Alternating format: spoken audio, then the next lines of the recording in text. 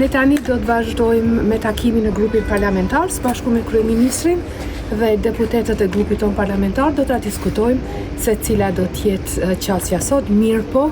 një gjë është e qartë, votimi i fshehtë është i paraparë edhe në kushtetutë edhe në rregulloren e kuvendit, edhe më duket një mënyrë shumë e mirë për ta kaluar këtë bllokatë të vazhdueshme të cilën po e bën opozita sot për të 10-ën herë. Pse mundet me u marrë një votë fshehtë e jo hapur?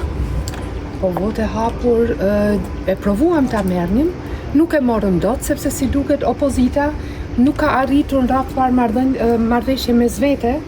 për krijimin e qeverisë në rast se siç po supozojnë ata kryeministri Kurti nuk do të arrinte ta bënte qeveri me 61 vota në parlament dhe prandaj janë të interesuar ta zgjasin gërçin derisa t'ju vinë ndonjë ndihmë, si duket presin ndonjë ndihmë nga jashtë, se tjetër shpjegim nuk ka.